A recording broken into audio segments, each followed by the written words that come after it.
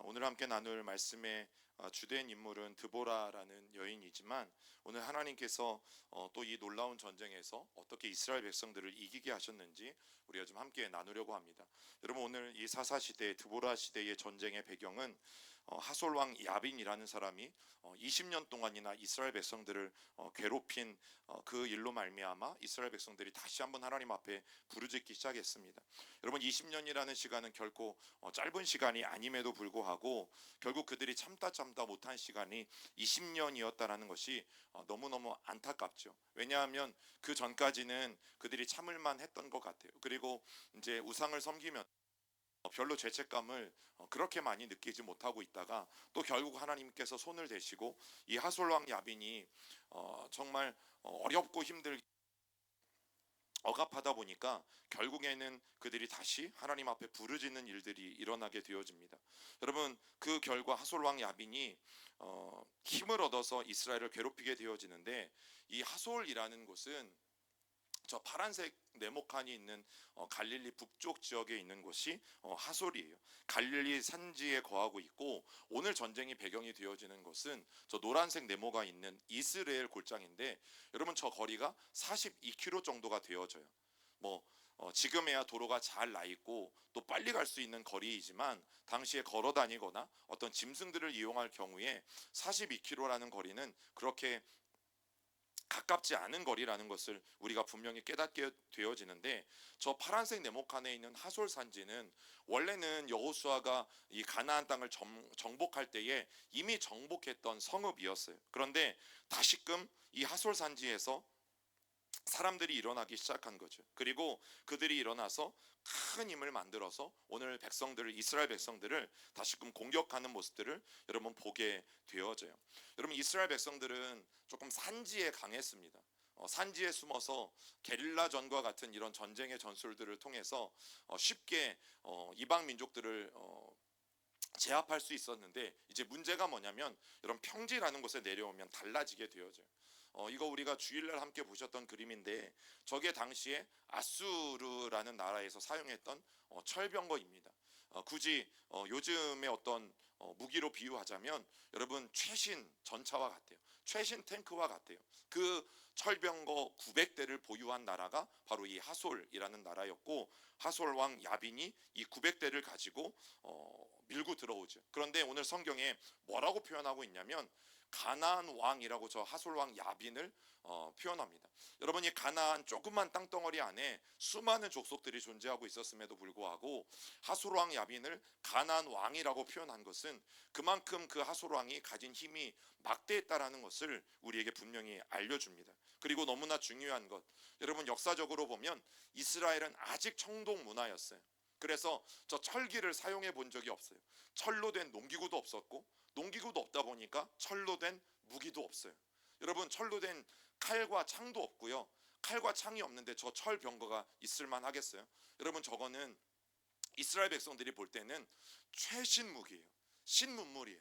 자기들은 감히 만들지도 못하는 그 철병거 900대가 오늘 하소랑 야빈이 거느리고 있는 부대였어요. 그래서 이스라엘 백성들이 전쟁을 할 때에 한 번에 몰아붙일 때는 어느 정도 승산이 있었어요. 그런데 문제가 뭐냐면, 유목민 생활을 하면서 여러분, 흩어져 살 때는 이들이 도시를 정복하는 것들은 너무너무 힘든 거죠. 그리고 결국 이제 이스라엘 백성들은 어떻게 되어져요? 20년간이나 이 하소랑 야빈의 손에서, 그리고 이 하소랑 야빈에는 굉장히 용맹하고 싸움도 잘하는 군대 장관 시스라가 있었어요. 이 시스라라는 사람이 그의 밑에서 얼마나 이 전쟁을 잘하는지 20년 동안이나 이 야빈이라는 사람과 시스라라는 사람에게 농락당한 그 민족이 바로 다시 한번 이스라엘 민족이 되어집니다. 그리고 그때의 삶이 어떠한 삶인지 5장 6절부터 8절까지에 자세하게 기록되어져 있는데, 우리 6절만 읽어봅니다. 시작. 아낫의 아들 삼갈의 날에 또는 야엘의 날에는 대로가 비었고 그의 길의 행인들은 오솔길로 다녔더라. 여러분, 대로가, 즉 좋은 길이, 편한 길이, 가까이 갈 수 있는 길이 대낮에는 훤하게 비어 있었어요. 그리고 삼갈의 날 또는 야엘의 날에는 대로가 비어 있었는데, 오늘 보니까 행인들이 다 어디로 다녀요? 오솔길로 다니고 있어요. 이 말의 의미가 뭐예요? 여러분, 왜 좋은 길을 내버려 두고 이들이 산속에 아무도 모르게 나 있는 이 오솔길들로 삥삥 돌아다녔을까? 너무 불편하고 또 밤이 되면 너무 깜깜하고 위험할 텐데 왜 저렇게 다녔을까? 여러분, 그 대로를 누가 지키고 있는 거예요? 이 하솔 왕의 군대들이 지키고 있는 거죠. 하솔 왕의 군대들이 지키고 있으면서 또 이 하솔의 백성들이 지키고 있으면서 여러분, 그 길을 지나가는 이스라엘 백성들을 괴롭히고 또 물건을 훔치고 또 잡아가고 그런 일들이 늘 일어나다 보니까 여러분, 멀쩡하게 잘 나져 있는 길을 내버려 두고 또 이스라엘 백성들은 오솔길에 숨어서 다닐 수밖에 없는 상황을 이 5장 6절이 너무나 잘 말해주는 거죠. 여러분, 갈릴리 산지가 정복당했을 때 이 하수랑 야빈이 힘을 얻어서 이스라엘 골짜기까지 내려왔을 때 어떤 일이 벌어지냐면, 여러분, 저 빨간 선을 중심으로 갈릴리 주변에 적어도 5개의 지파들이 살아요. 그리고 저 빨간 줄을 기점으로 남쪽에 또 5개의 지파들, 우리가 잘 아는 므낫세, 에브라임, 베냐민, 유다, 시므온까지 5개의 지파는 저 빨간 줄 남쪽에 살아요. 그런데 저 노란색 네모칸에 있는 이스라엘 평야를 지금 누가 정복하고 있어요? 하솔 왕이 다 차지해 버리고 있으니까 더 이상 상호 협력을 할 수 없는 거죠. 돕고 싶어도 도울 수 없는 상황이 벌어진 겁니다. 지금 그런 상황에 처해 있는 것이 오늘 성경의 본문 말씀이죠. 바로 저러한 때에 오늘 부름받은 사사, 그것도 여인이 꿀벌이라는 이름을 가진 드보라라는 여인이에요. 여러분, 이 에브라임의 드보라가 새롭게 사사가 되어서 이제 전쟁을 이끌게 되어지는데, 오늘 성경에 보면 이 드보라가 살았던 곳이 어디라고 말하냐면, 저 노란 네모칸 안에는 왼쪽에는 베델이라는 곳이 있고, 많이 들어봤잖아요. 또 오른쪽에는 라마라는 곳이 있고, 이 베델과 라마 사이에 미스바라는 곳이 있어요. 바로 화살표가 있는 저곳인데, 저 미스바라는 곳에 살았던 여인이 바로 드보라입니다. 여러분, 저 지역은 원래는 베냐민 지파 사람의 땅이에요. 그런데 가만히 보면 특히 에브라임 지파와 이 베냐민 지파의 경계 가운데 놓여져 있는 바로 그곳이 미스바라는 곳이에요. 그렇기 때문에 여러분, 이 드보라는 에브라임 지파예요. 왜냐하면 이미 사사기에서 전에 나누었던 이 에웃이라는 사람이 이미 베냐민 지파로 소개되어져 있기 때문에 사사를 보면 각 지파에서 한 사사씩 세워서 하나님이 귀한 역사를 감당케 하시거든요. 그러면 이미 에웃이 베냐민 지파였어요. 그래서 저 미스바라는 곳이 아무리 베냐민에게 속한 땅일지라도 오늘 드보라는 에브라임 지파라고 보시는 게 훨씬 더 타당하라는 거예요. 그리고 창세기를 보면 오늘 성경에도 나와 있는데, 그 근처에서 이삭의 아내였고 그 이름은 리브가. 그런데 리브가의 유모였던 사람의 이름도 드보라거든요. 그런데 이 리브가의 유모인 드보라가 바로 저 근처에서 죽어요. 그리고 성경은 너무 재미있게 같은 이름인 사사 드보라가 바로 저 지역에서 살았던 것을 또 오늘 성경에 기록하고 있어요. 그리고 알론바굿이라고 부르게 되어지는 이 드보라의 종려나무 아래 거하였다라고 4장 5절에 명시하고 있죠. 여러분, 성경에 굉장히 재미있는 일들이 그런 거예요. 요단강이라는 곳은 세례 요한이 뭘 선포한 곳이에요? 회개를 선포한 것이고 또 예수 그리스도의 오심을 선포한 것이고, 그런데 그 자리에 와서 예수 그리스도께서 동일하게 세례를 받으시고 그리고 그곳에서 회개하라 천국이 가까웠느니라 선포하시죠. 그리고 그 요단강은 이 사사시대 이전 여호수아 시대로 올라가면 또 하나님께서 성결을 명령하신 장소예요. 그래서 여러분, 성경에는 이런 장소 하나하나가 굉장히 중요한 것은 그 구원의 역사, 성결의 역사가 있었던 곳에서 수천 년이 지나고도 또다시 똑같은 역사들이 일어나는 기록들을 성경은 우리에게 잘 전달해주고 있어요. 그래서 역사적이고 굉장히 언약적인 연결들을 일부러 하고 있고, 그리고 지역적으로도 너무나 중요하고 편리한 곳이 바로 저 미스바라는 곳이에요. 저 미스바라는 곳에 오늘 드보라라는 한 여인이 살고 있었다라고 성경은 우리에게 그런 정보를 전해줍니다. 여러분, 북쪽 상황은 계속 악화되어져 가고 있는데, 자, 드보라는 이 납달리에 살고 있는 게데스, 납달리는 지파의 이름이고 게데스는 이제 지명의 이름인데요, 그곳에 살고 있는 바락이라는 사람을 오늘 에브라임 산지까지 불러요. 저 멀리에 있는 미스바까지 부르는 거예요. 저 갈릴리에 살고 있는, 자, 게데스는 저기입니다. 갈릴리 호수의 남쪽 지역에 있는 게데스가 두 군데가 있거든요. 하솔 윗지역에도 게데스가 있고요. 또 갈릴리 바다 남쪽에도 게데스가 있고요. 그런데 오늘 이 바락이 사는 곳은 어디냐면 갈릴리 남쪽에 있는 게데스예요. 근데 저 게데스라는 곳에 있는 바락을 에브라임 지파가 있는 저 산지까지 오늘 드보라가 불러요. 그리고 전쟁을 지시하는 거죠.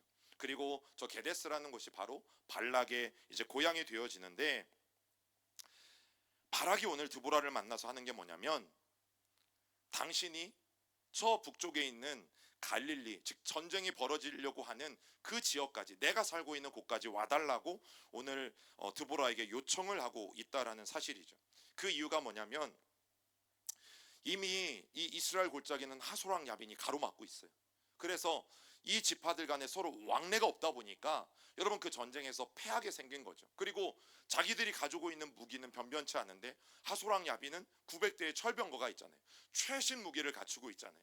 여러분 그런 상황에서 더 지원군이 필요한 거죠. 그래서 드보라가 이 에브라임 지파의 군대를 모집할 수 있다라고 이 바락은 생각했던 것 같아요. 그래서 오늘 드보라에게 저 멀리 갈릴리 호수가 있는 곳까지 와달라는 요청을 하게 되어져요. 여러분 갈릴리 출신 이 바락은 자기들이 가진 힘만으로, 즉 납달리 지파나 주변에 있는 지파들의 힘만으로는 절대 이 싸움에서 이길 수 없다라는 것을 여러분 그들은 너무나 잘 알고 있었어요. 그런데 문제가 뭐냐면, 여러분 저기 미스바에서 저기 갈릴리 남쪽까지 가려면 시간이 오래 걸리겠어요? 적게 걸리겠어요? 오래 걸리는 거죠. 차를 타고 가는 것도 아니고 또 어떤 비행기를 타고 가는 것도 아니고 저 길이 산길인데, 아무리 당시에 길이 잘 나졌다 한들 여러분 굉장히 오랜 시간을 걸려서 갈릴리 근처에까지 갈 수밖에 없다라는 거죠. 그리고 군대를 모집하기 위해서 여러분 이들은 아브라함과 야곱이 수없이 반복했던 가장 가운데 있는 길이 어떤 길이라고 말씀드렸어요? 족장의 대로. 기억 잘하고 계십니다. 밑에 해안가에 있는 길은 무슨 길이었어요? 해변길. 너무 쉽죠. 가장 북쪽의 요단강 위에 나 있는 길은 어떤 대로였어요? 왕의 대로. 너무 잘 기억하고 계십니다. 저 중간에 있는 족장의 도로를 가다가 여기 이제 중간에 있는 빨간 화살표는 세겜이라는 곳이에요. 여러분 세겜은 어떤 곳이에요? 여호수아와 연관이 굉장히 있는 곳이고, 저 세겜이라는 곳에서 여호수아가 살아있을 때 이스라엘 백성들이 수도 없이 제단을 쌓고 저곳에서 하나님 앞에 예배했어요. 그리고 하나님 앞에 중요한 결단을 하죠. 나와 내 집은 여호와만을 섬기겠습니다. 여러분 그런데 이스라엘 백성들이 이제 저 미스바에서 저 갈릴리 북쪽까지 남쪽까지 가려면 가장 빨리 갈 수 있는 길이 족장의 대로를 이용하는 길이에요. 그리고 그 족장의 대로를 이용하다가 저 세겜이라는 곳을 지나칠 수밖에 없는 거죠. 여러분 우리는 종종 성지순례라는 걸 해요. 그런데 성지순례라고 해서 꼭 외국만 하는 것이 아니라, 제가 이제 아이들 데리고 서대문 형무소도 가봤고, 그리고 이제 교회 우리 학생들 데리고 서대문 형무소에서 가까운 양화대교 옆에 있는 선교사님들의 그 무덤이 있는 양화진이라는 곳에도 일부러 가봐요. 가까운 곳에는 강경도 있고 또 익산에도 있고 여러 곳에 사실 선교지들이 많이 있거든요. 여러분 그런데 우리가 그런 곳에 우리가 일부러 가는 이유가 뭡니까? 그곳에 가면 괜히 숙연해지려고 가는 건 아니잖아요. 여러분 그런 곳에 왜 가요? 우리 여전도에서 성막 체험도 가고 그런 곳에 왜 가요? 여러분 그런 곳에 가면 저 장소가 의미가 있는 곳이잖아요. 그리고 저 장소에 의미가 있는 것을 우리가 마음에 새기려고 노력하잖아요. 그러면 동일하게 이스라엘 백성들이 저 미스바에서부터 갈릴리 남쪽까지 가게 되어질 때에 여러분 세겜이라는 곳을 지나면서 이 의미들을 생각하는 거죠. 이곳은 여호수아가 그리고 모든 이스라엘 백성들이 나와 내 집은 하나님만을 섬기겠노라고 그렇게 다짐했던 장소이다. 여러분 젊은 에브라임 지파의 전사로서 이 시내 광야를 통과해서 가나안 땅에 들어간 어찌 보면 유일한 사람이었던 이 여호수아, 여러분 이 여호수아가 싸웠던 모습들, 그리고 기념비적인 아무것도 적혀져 있지 않지만 그 돌들을 바라보면서 여러분 전쟁에 참여하고 있는 이스라엘 백성들은 새로운 용기와 또 새로운 마음을 새겼을 것이 너무나 분명한 것이죠. 그렇게 이스라엘 백성들이 군대를 모집해서 그 전쟁에 참여하기 위해서 북쪽으로 올라가고 있어요. 여러분, 전쟁 후에는 드보라와 바락이 이스라엘 하나님 여호와께서 어떻게 전쟁에서 승리케 하셨는지 노래하는 대목을 우리가 보면 어떻게 하나님께서 일하셨는지를 알 수 있어요. 우리 5장 1절부터 5절까지 읽어봅니다. 시작. 이날에 드보라와 아비노함의 아들 바락이 노래하여 이르되 이스라엘의 영솔자들이 영솔하였고 백성이 즐거이 헌신하였으니 여호와를 찬송하라. 너희 왕들아 들으라. 통치자들아 귀를 기울이라. 나 곧 내가 여호와를 노래할 것이요 이스라엘의 하나님 여호와를 찬송하리로다. 여호와여 주께서 세일에서부터 나오시고 에돔들에서부터 진행하실 때에 땅이 진동하고 하늘이 물을 내리고 구름도 물을 내렸나이다. 산들이 여호와 앞에서 진동하니 저 시내 산도 이스라엘 하나님 여호와 앞에서 진동하였도다. 여러분, 북쪽 지파와 함께한 이 에브라임과 베냐민 지파의 연합군의 작전은 이 드보라의 시 5장을 보면 굉장히 자세하게 묘사되어 있어요.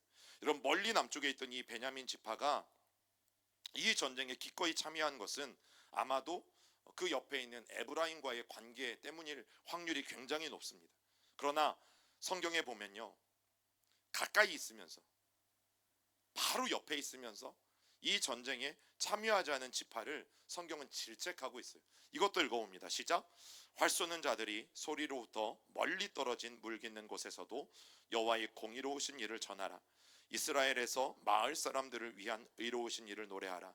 그때의 여호와의 백성이 성문에 내려갔도다. 깰지어다 깰지어다 드보라여 깰지어다. 깰지어다 너는 노래할지어다. 일어날지어다 바락이여 아비노함의 아들이여 내가 사로잡은 자를 끌고 갈지어다. 그때의 남은 귀인과 백성이 내려왔고 여호와께서 나를 위하여 용사를 치시려고 내려오셨도다. 에브라임에게서 나온 자들은 아말렉의 뿌리 박힌 자들이요 베냐민은 백성들 중에서 너를 따르는 자들이요 마길에서는 명령하는 자들이 내려왔고 스불론에서는 대장군의 지팡이를 잡은 자들이 내려왔도다. 여러분, 그 주변에 몇 개의 지파가 더 있지만 오늘 성경은 멀리에서 온 14절에 보면 에브라임과 베냐민, 그리고 납달리 지파 주변에 있는 마길이라는 곳과 또 스불론 지파에 대해서 이야기하고 있지만 나머지 지파들은 이야기하고 있지 않는 거죠. 그 이유가 무엇입니까? 여러분, 그들은 가까이에 있지만, 즉 에브라임과 베냐민과 비교해 보면 너무나 가까운 곳에 살고 있지만 이 하솔왕 야빈이 쳐들어왔을 때 이 전쟁을 돕지 않은 거예요. 그리고 더 중요한 것은 뭡니까? 성경은 이것을 기억하고 있다는 사실이죠. 여러분, 하나님은 이것을 다 기억하고 계세요. 전쟁의 때에 물러간 자들을 하나님은 기억하고 계세요. 성경에도 여러분, 요셉의 두 아들들 중에 원래는 므낫세가 첫째이고 에브라임이 둘째예요. 그런데 언제부터인가 늘 에브라임의 이름이 먼저 나오고 므낫세의 이름은 나중에 나와요. 그런데 그 모든 이유들을 다 알 수 없지만 성경에 어떻게 기록되어 있냐면 므낫세는 전쟁의 때에 물러갔도다. 여러분, 므낫세는 전쟁의 때에 함께 나서서 전쟁에 참여해야 되지만 이 전쟁에서 조심히 뒤로 물러난 적이 있어요. 조용히 뒤로 내 몸 하나 건사하고자 물러났던 적이 있어요. 그런데 그것이 빌미가 되어서 결국에는 둘째인 에브라임 지파가 늘 성경의 장자 노릇을 하는 것들을 보게 되어져요.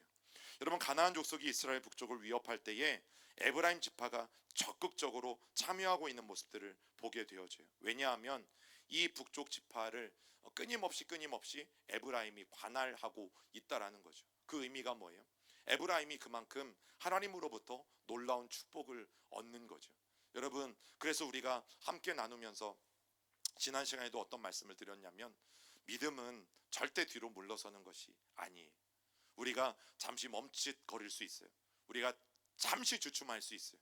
그러나 믿음은 절대 뒤로 물러나는 것이 아니에요. 물러나게 되어지면 결국 내가 손해를 보게 되어진다는 것을 여러분, 우리는 기억해야만 합니다. 그리고 드디어 다볼산에서 전투가 벌어져요.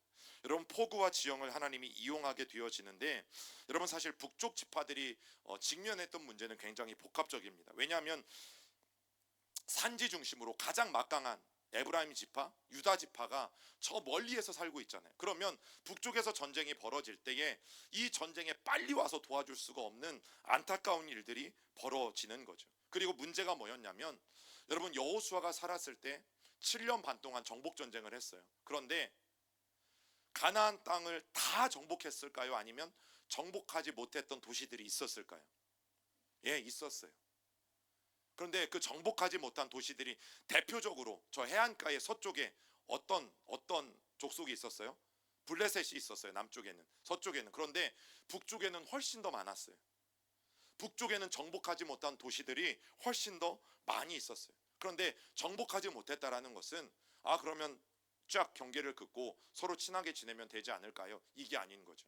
끊임없이 지금 하솔왕 야빈이 괴롭힌 것처럼 이 정복하지 않은 가나안의 원주민들이 가나안 땅에 정착해 사는 이스라엘 백성들을 계속해서 괴롭히는 일들이 일어날 수밖에 없는 거죠.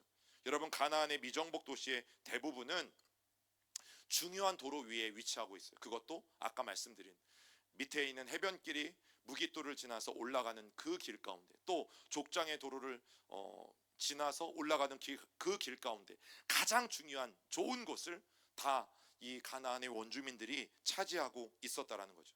특히 하솔이 그랬어요. 여러분, 갈릴리 주변은 물이 많기 때문에, 그리고 그 땅은요 굉장히 비옥해요. 그늘도 많고 물도 많고 농사짓기도 좋고 가축들 키우기도 너무너무 좋고, 그러다 보니까 늘 사람들이 탐내는 땅이거든요. 여러분, 그 땅을 호령하던 사람이 오늘 하솔왕 야빈이라는 사람이에요. 그리고 오늘 성경이 말하는 것처럼 다시 한번 하솔은 이 갈릴리, 특별히 가나안의 왕, 즉 우두머리였음을 성경은 분명히 우리에게 말해주고 있습니다. 그리고 이 하솔이 이제는 점점 밑으로까지 이스라엘 골짜기까지 정복해서 내려오는 일들이 일어나는 거죠. 그리고 스불론 지파가 살고 있는 그 땅에도 중요한 도로가 속해 있었어요. 자, 그러다 보니까 이 스불론 지파를 관통하는 해변길, 또 조금만 더 지나가면 족장의 대로, 이 중요한 도로 가운데 있는 이 스불론 지파와 그리고 이 납달리 땅 가운데 있는 사람들은 늘 강대국들 가운데, 또 늘 강한 민족들 가운데 그렇게 끼어 있는 사람들이었다라는 거죠. 여러분, 지도를 보면 이 스불론이라는 곳은 나사렛은 스불론 지파의 땅이었고, 또 가버나움은 납달리 지파의 땅이에요. 납달리 지파의 땅이에요. 여러분, 이런 상황 속에서 드보라와 바락이 이끄는 이 북쪽 이스라엘 군대, 그리고 이제는 하솔왕 야빈과 시스라가 이끄는 그 가나안의 군대가 이제 맞붙는 싸움이 드디어 벌어지게 되어집니다. 그리고 이들이 마주친 장소가 이스라엘 골짜기예요. 지금 아래쪽이 다볼산이고, 이 다볼산에서 내려다 보이는 저 넓은 곳이 이스라엘 골짜기입니다. 여러분, 바락은 갈릴리 바다의 남쪽 끝에서 가까운 이 게데스라는 곳에서 살고 있었고, 이제 드보라는 아까 말씀드린 미스바라는 곳에서 살고 있었고, 자, 이제 이 두 사람이 했던 게 뭐냐면 다볼산에서 사람들을 모으기 시작해요. 저 군대를 다 다볼산으로 모으기 시작해요. 그렇게 모인 사람들이 몇 명입니까? 10,000명이에요. 10,000명이라는 사람이 저 산 위에 모였어요. 여러분, 산 위에서 함께 그들이 모인 이유는 뭐예요? 지금 하솔왕 야빈에게는 900대의 철병거가 있어요. 그래서 평지에서 싸우면 절대 승산이 없어요. 어쩌면 가장 현명한 전술, 그들이 저 산 위에서 밑에 있는 이 하솔 왕의 군대가 올라오기를 기다리면서 끝까지 버티는 것이 어쩌면 이들의 전쟁의 방법이었을지 모르겠습니다. 그리고 이 다볼산은 스불론, 납달리, 이사갈 지파의 접경이면서 북쪽으로 가는 해변길의 길목에 위치하고 있는 곳이 바로 저 다볼산이라는 곳이에요. 그리고 여기에서 이렇게 밑에를 내려다 볼 수 있어요. 그러면 저 밑에 뭐가 보이겠어요? 900대의 철병거가 보이겠죠. 그리고 철병거만 오는 건 아니잖아요.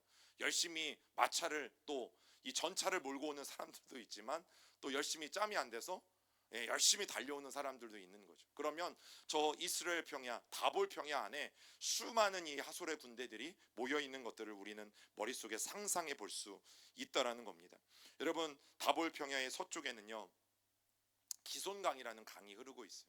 가까이에서 보면 그래도 제법 물이 많은 곳이고, 또 멀리에서 보면 저렇게 한 줄기 파란색 줄기가 지나가지만, 이 기손강의 특징이 뭐냐면 저 원줄기, 보이는 원줄기 말고 인간의 실핏줄과 같이 또 다른 자잘한 이 물줄기들이 저 땅속 밑으로 이렇게 숨겨져서 흘러가고 있어요.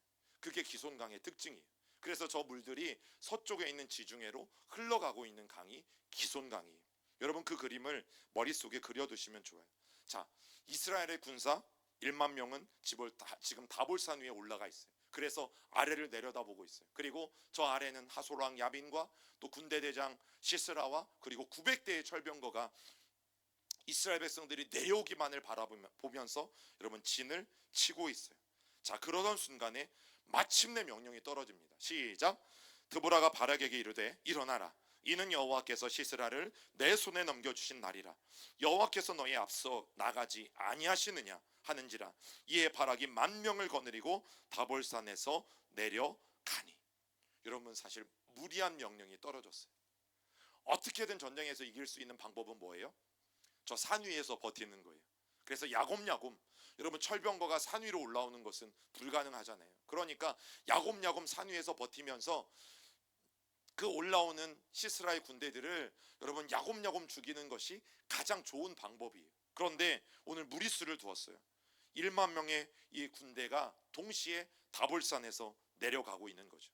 여러분, 다볼산에서 내려가고 있는 이 시스라의 군대는 어떤 행동을 할까요? 이제 전차를, 철병거를 열심히 몰아서 내려오고 있는 이스라엘 백성들을 향해서 달려가겠죠. 자, 그때 하나님은 이런 방법을 쓰십니다. 시작. 기손강은 그 무리를 표류시켰으니 이 기손강은 옛 강이라. 내 영혼아, 내가 힘 있는 자를 밟아도다. 여러분, 갑자기 어떤 일이 벌어져요? 지중해에서부터 구름이 막 일어나더니 이 구름이 먹구름으로 바뀌어요. 그리고 엄청난 폭우가 저 이스라엘 평야 가운데 열심히 철병거를 달리고 있는 이 시스라의 군대 가운데 여러분 쏟아지기 시작해요. 자, 그러다 보니까 어떤 일이 벌어지냐면, 사실 여러분 이스라엘 골짜기는 특징 하나가 있어요. 여기는 평소에는요 100m를 파도 돌 하나 나오지 않을 정도의 비옥한 퇴적층이에요. 그러니까 평소에는 굉장히 단단한 땅처럼 느껴지는 거예요. 그래서 비가 오지 않은 이런 마른 날에는 철병거를 달려도 아무런 문제가 없는 곳이 이스라엘 골짜기예요. 자, 그런데 문제는 뭐냐? 이제 물이 흘러넘치는 들판이 되어지면, 여러분 하나님께서 갑자기 폭우를 내려주셨어요. 그러면 저 기손강이 넘쳐 흐르겠죠. 근데 기손강만 넘쳐 흐르겠어요? 그 물이 땅속으로 스며들어서 실핏줄과 같이 연결되어져 있는 또 다른 얇은 강들이 같이 터져 버리겠죠. 자, 그러면 저렇게 평평한 것처럼 보였던 저 이스라엘 평야는 한순간에 뭐가 되어집니까? 이게 진흙탕이 되어지는 거예요. 여러분, 이를 증명하듯 이 군대 대장 시스라가 결국에는 이 진흙탕에 자기의 병거까지 빠져가지고 결국에는 움직일 수 없게 됐을 때 어떻게 도망갔는 줄 아십니까? 읽어봅니다. 여호와께서 바락 앞에서 시스라와 그의 모든 병거와 그의 온 군대를 칼날로 혼란에 빠지게 하심에 시스라가 병거에서 내려 걸어서 도망한지라. 여러분, 900대의 철병거가 다 진흙탕에 빠져버렸어요. 그리고 문제는 또 뭐예요? 그들은 철 갑옷도 입고 있었어요. 그러다 보니까 이 진흙탕에 온 갑옷이 이제는 다 뒤죽박죽되고 또 병거도 못 달리게 되니까 전혀 싸울 수 없는 그런 무능력한 상태로 하나님은 시스라의 군대를 만들어 가시는 거죠. 오늘 말씀을 준비하면서 또 한 번 하나님을 바라보며 새삼스럽게 놀란 게 그거예요. 여러분, 하나님은 우리의 이름을 아십니까? 모르십니까? 하나님이 여러분들의 이름을 모르실 것 같으세요? 여러분, 이사야서에 보면 하나님이 우리의 이름을 어디에 새기셨어요? 하나님의 손바닥에 새기시면서까지 우리를 기억하시잖아요. 하나님 우리 머리털까지도 세신 바 되신대잖아요. 하나님은 우리의 모든 걸 아신대잖아요. 그런데 또 한 번 놀란 게 뭡니까? 하나님은 우리 주변에 뭐가 있는지도 알아요. 그 이스라엘 평야가 퇴적토라는 것도 하나님은 아세요. 왜요? 하나님이 창조하셨으니까. 여러분, 하나님은 나만 아시는 게 아니에요. 저와 여러분들의 이 주변에 있는 환경, 주변에 있는 땅의 그 특성들, 또 주변에 있는 지역의 특성들, 여러분 하나님은요 하나하나까지 빠짐없이 아시는 분이 하나님이세요. 왜 하나님이 그 모든 것들을 알고 계실까? 오늘 말씀을 통해서 곰곰이 생각해 보면 결국 하나님의 때에 하나님의 일을 나타내시기 위해서 하나님께서 그것들을 알고 계신다는 사실이 여러분 또 한 번 감사할 수밖에 없는 기도의 제목이 되어져요. 우리의 삶을 바라보면 이스라엘 백성들의 삶하고 똑같을 때가 너무나 많아요. 이렇게 불가능한 상황을 마주할 때가 여러분 한두 번이 아니지 않습니까?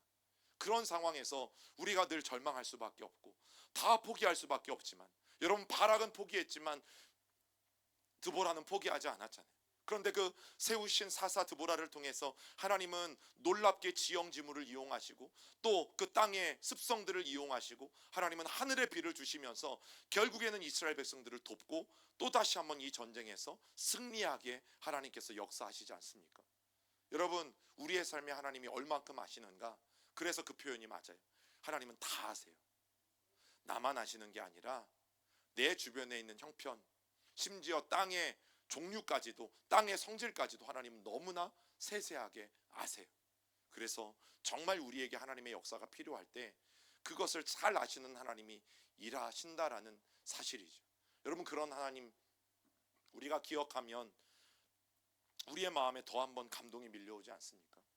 하나님, 내 주변에 어려운 거 천지네요. 하나님, 내 주변에 안 되는 거 천지네요.